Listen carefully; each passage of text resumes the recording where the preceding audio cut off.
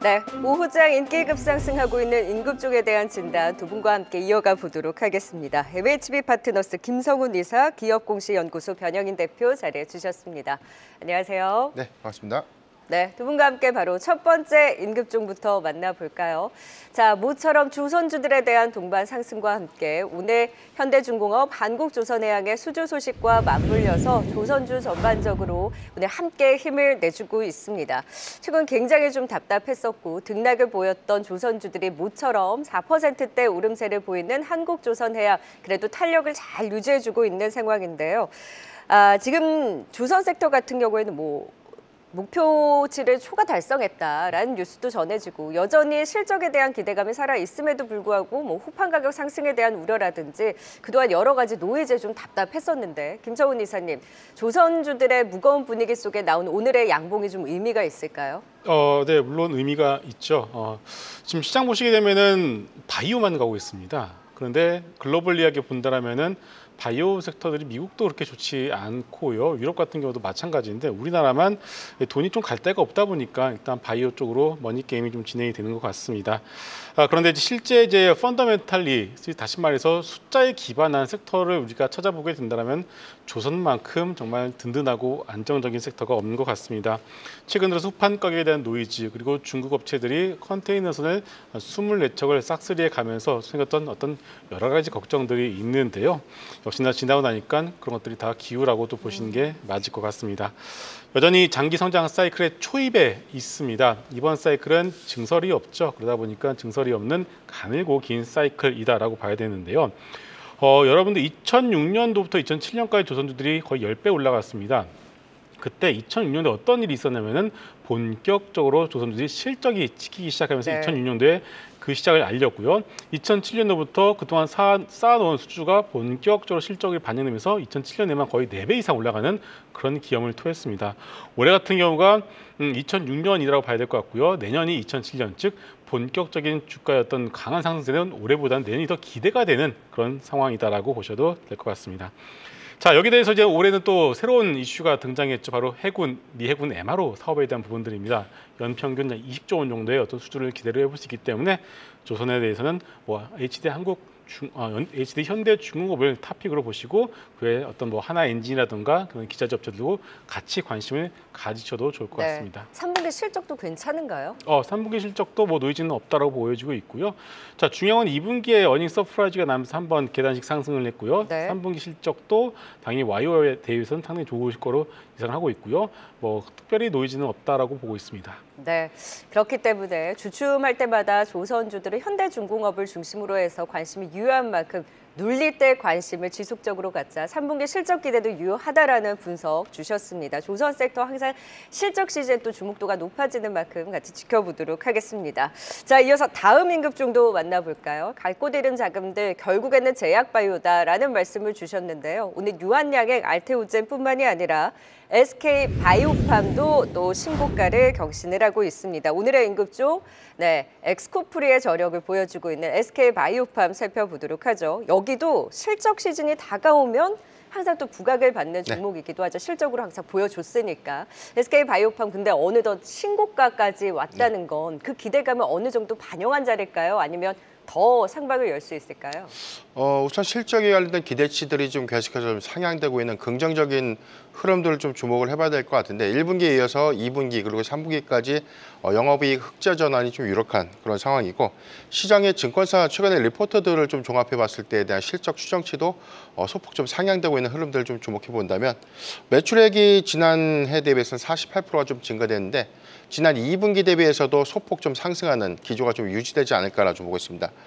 뇌전증 신약, 엑스코트리의 이 실적 반영 효과가 좀 가장 큰데 사실 이 부분에 대한 확장성이 올해 2분기부터 좀 부각되면서 올해 3분기 그리고 4분기 확대 요인 내년도에 미국 시장에서의 관련된 어떤 공급량들이 크게 증가될 수 있는 요인들을 좀 고려를 해야 될 것 같은데 이게 좀 좋으면서도 좀 리스크 요인이라고 좀 볼 수 있는 부분들이 의존도가 너무 높습니다. 전체 매출 포션의 80% 정도가 이 뇌전증 신약에서만 좀 이루어지고 있다 보니까 해당되는 이 판매량이라든가 공급량들이 좀 더 호조를 보이는 그런 흐름이라면 계속해서 실적이 기대치들이 좀 올라갈 수는 있겠지만 일시적인 어떤 판매량이 좀 둔화되는 흐름이라면 실적 감소가 좀 불가피한 그런 영향들을 좀 주목을 해봐야 될 것 같은데 단기적 관점에 관련된 어떤 실적 영향은 좀 제한적이기 때문에 2025년도 그리고 2026년도 상반기까지의 실적 확장치를 좀 주목을 해봐야 될 것 같고 이 기간 안에 지금 신약 파이프라인 임상 일상 단계에서 좀 들어가고 있는 이 부분은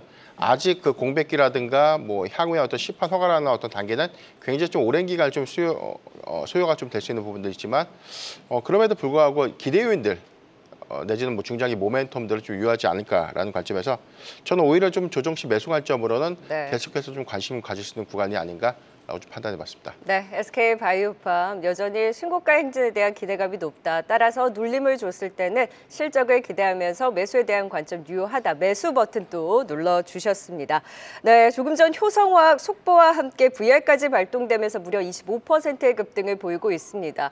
비단 효성화학뿐만 아니라 효성 ITX, 효성 OMB까지 일제히 급등 양상을 보이면서 효성 계열사들에 대한 움직임이 눈에 띄는데요. 조금 전에 단독 보도입니다. 뉴스 언론에 따르면 IMF 사모펀드가 지금 효성화학 특수가스 부문을 1조 1,000억 원대에 인수한다. 인수 계획을 추진하고 있다라는 소식이 전해진 이후 급격한 급등이 나오고 있는데요. 잠시 후에 자세한 내용 좀 더 짚어보도록 하겠습니다. 자, 이렇게 오후장 들어서 이슈에 따라서 VR가 발동되면서 올라오는 종목들 눈에 띕니다. 자세한 내용 시황센터 연결해 살펴보도록 하죠.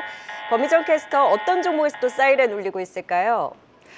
네, 시황센터입니다. 우선 조금 전에 정말 효성그룹주가 동일하게 이렇게 한 번에 상방배가 발동된 모습들이 확인되고 있습니다.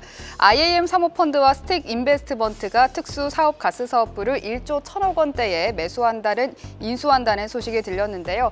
양측은 이르면 이번 주 중에 주식 매매 계약을 체결할 계획이라고 합니다. 관련주들의 흐름 오후장에서 지켜봐야겠고요. 오늘의 첫 번째 VR 특징주로 넘어가 보도록 하겠습니다. 오늘의 첫 번째 VR 특징주는 대주전자재료입니다. 대주전자재료는 오늘 목표가가 하향된 리포트의 영향으로 오늘 크게 하락하고 있습니다. NH투자증권이 발표한 이 리포트에는 주요 고객사의 2차 전지 사업 부진으로 실리콘 음극재 수요가 부진하고 미국 대선에 대한 불확실성으로 관련 신규 프로젝트 중 일부가 연기된 점을 지적했는데요. 이에 따라 상반기까지 지속된 대주전자재료의 고성장세가 하반기에는 잠시 주춤할 거라면서 회사의 실적 전망치를 하향 조정했습니다. 목표가도 16만 4천 원에서 15만 8천 원으로 낮췄는데요. 오늘 대주전자재료는 하락 출발한 뒤 계속해서 하락폭을 키우면서 지금은 11%대 하락하고 있습니다. 오늘의 두 번째 VR 특징주는 D&D 파마텍입니다. 오늘부터 위고비가 국내에 본격 출시됐죠. 출시 첫날인 오늘 벌써부터 대란 조짐이 보이고 있는데요. 위고비의 수입을 담당하는 줄릭 파마코리아가 오전 9시 주문을 시작했지만 1시간 반 만에 서버가 다운됐다가 복구됐고 온라인 커뮤니티에는 위고비를 싸게 살 수 있는 성지 목록이 공유되는 등 반응이 뜨겁습니다. 기존 비만약 관련주들 오늘 큰 반응은 없는데요. 경구용 비만약 치료제를 개발 중인 D&D 파마텍이 오늘 강세를 보이면서 상방 VR가 발동됐습니다. 현재 8%대 상승하면서 장중 고점 부근을 머무르고 있습니다. 지금까지 VR 특징주 전해드렸습니다. 네, 조금 전에 효성화학 VR 발동과 함께 효성 계열사들에 대한 움직임이 눈에 띄는데요. 지금 단독 보도로 전해진 내용 김성훈 이사님 짧게 좀 살펴볼까요? 이 추진하는 이슈가 어느 정도 또 주가의 흐름을 이야기할 수 있을까요? 네, 뭐 저도 지금 봐서 정확한 거를 좀 파악해봐야겠습니다만 일단은 그 겉으로 보여지는 것들은 효성화학의 시가총액이 현재 2천억이 좀 안 되는 상황이죠. 그렇기 때문에 특수가스 사업부를 1조 1천억 원대 이수를 한다는 그 어떤 숫자만 놓고 본다면 상당한 호재로 일단 시장이 인식을 할 수가 있는데요. 좀 더 내용을 들여다보게 되면은 올해 상반기말 기준으로 효성화학의 유동부채가 2조 9천억입니다. 그래서 3조에 가까운 유동부채를 가지고 있는데 이것을 좀 매각을 해서 유동부채를 좀 줄여나가는 그런 측면에서 놓고 본다라면은 물론 호재는 맞습니다만 이게 막 주가의 어떤 펀더멘탈을 드라마틱하게 바꾸는 정도까지는 아니기 때문에 그 정도로 좀 제한적으로 좀 이해를 하시면 좋을 것 같습니다. 네, 그러니까 부채를 완화시켜 나가는 재무 구조에 대한 개선에 대한 기대는 어느 정도 있고 효성화학의 시총을 감안을 했을 때는 그 인수가에 대해서는 좀 규모에 대해서 조금 더 지켜볼 만하다라는 말씀을 주셨지만 펀더멘탈 자체의 개선까지 보기에는 아무래도 이제 재무구조 개선이라는 이슈가 조금 더 강하다 보니 조금 더 지켜보자. 일단 오늘 단기 이슈의 장중 급등은 나오고 있는 흐름 눈에 띄게 나타나고 있고 20% 넘는 상승 지금도 유지를 하고 있습니다. 또 그 안에서 VR 발동됐던 종목 이번엔 좀 분위기를 바꿔서 오늘 좀 분위기 좋지 않았던 대주전자재료도 살펴보도록 하죠. 여기 목표가 하향 리포트가 나오고 네. 나서 오늘 가뜩이나 2차전지 분위기 안 좋은데 하방 VR까지 걸렸어요. 대주전자재료가.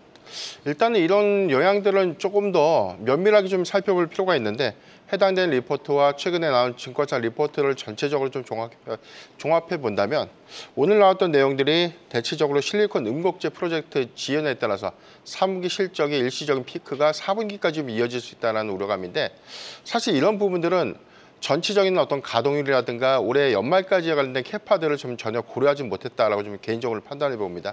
연초까지만 하더라도 3,500톤 캐파 이 부분이 기말 기점에서 한 7,000톤까지 좀 상향되는 그래서 보수적인 관점에서 5,000에서 7,000톤 이상 생산 캐파이기 때문에 적용 차종이 늘어난다고 해서 해당되는 물량을 다 커버하기 좀 어려운 그런 흐름이었고 내년도에 대한 목표 이 증설 투자 효과에 따른 전체 캐파 목표액이 한 15,000톤이기 때문에 이런 부분들에 대한 실적 기대요는 올해보다는 내년도에 관련된 추정치가 더 상향되는 그런 기대 요인들로 좀 작용했던 점들이 좀 다소 좀 간과되지 않았나를 좀 보고 있습니다.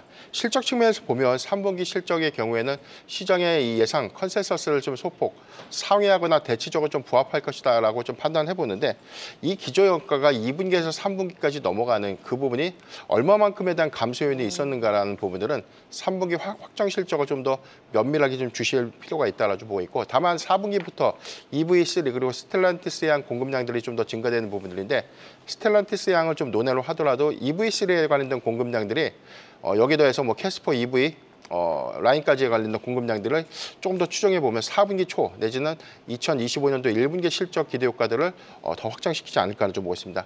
내년도 목표로는 적용 차종이 현재 뭐 2종에서 뭐 올해 연말까지 3에서 4종, 내년도가 한 6종에서 많게는 9종까지 좀 늘어나는 그런 규모들을 좀 추산해 봤을 때는 해당되는 물량 부분들은 선주문 이후에 오히려 이 2분기 실적 기조 그리고 3분기까지에 대한 확장성들을 좀 더 고려해 보면 네. 저는 현재 구간은 충분히 분할 매수 관점으로 저는 접근이 가능하지 않을까라고 좀 말씀드리겠습니다. 그 이후를 조금 더 바라봤을 네. 때 사실 대주전자재료, 실리콘 음극재에 대한 성장 모멘텀으로 많은 분들이 주목하는 종목 중에 하나였는데 오히려 오늘 급락을 뒤로 하고 조금 더 소화 과정이 나온 이후에 천천히 또 분할 매수에 대한 기회로 활용을 해볼 수 있다라는 성장 모멘텀이 조금 더 포인트를 맞춰서 긍정적인 천천한 매수에 대한 버튼 또 눌러주셨습니다. 자, 이제 마지막 임급종까지 살펴볼까요? 자, 오늘 지수가 지지부진한 가운데 어제 오늘 강한 상승을 보여주면서 신고가를 경신하는 종목입니다. 휴재 살펴볼까요? 메디톡스와의 승소 소식도 있었고 어제 오늘 힘이 심상치가 않은데 휴젤의 신고가 행진을 또 어떻게 보셨을까요, 김성훈 이사님? 네, 그 어제 이제 수출 데이터가 다시 한번 좀 나왔는데요. 그러다 보니까 이제 보톡스 쪽의 수출이 워낙에 좋았습니다. 9월도 마찬가지고 10월 10일치 수출 데이터도 상당히 좋은 데이터를 보이다 보니까 이런 관련된 보톡스 기업들의 주가 흐름도 상당히 좀 양호하다라고 볼 수가 있겠죠. 대웅제약도 마찬가지고 휴젤도 그렇고 파마리서치도 오늘 다시 한번 신고가. 네. 휴젤도 일단은 얼마 전에 나왔었던 소송 결과에 따라서 이미 그 소송 결과는 6월에 예비 심판을 통해서 이미 한번 나왔기 때문에 그 재료가 한번 더 세론으로 작용을 했습니다만은 오늘 다시 한번 강한 상승세를 좀 보여주고 있습니다. 일단은 휴젤은 국내 톡신 3사 중에서 미국, 유럽, 중국 이 3대륙에서 모두 다 허가를 받은 유일한 기업이죠.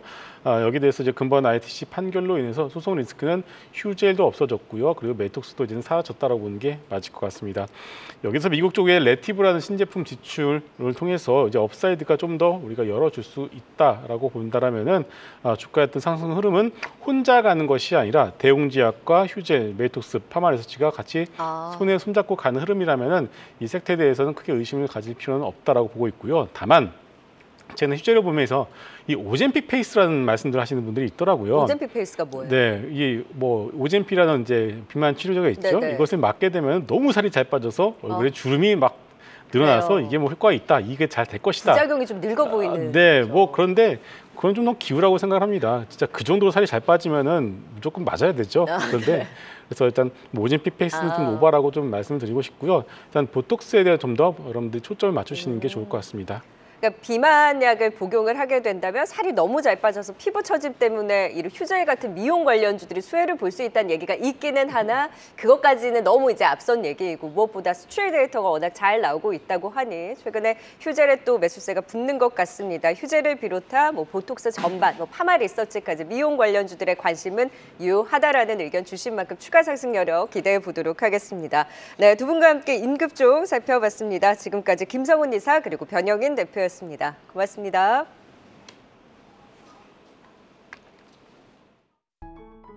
계속해서 다양한 경제 이슈를 알고 싶다면 구독과 좋아요, 알림 설정 부탁드립니다. AI 캐스터 권미정이었습니다.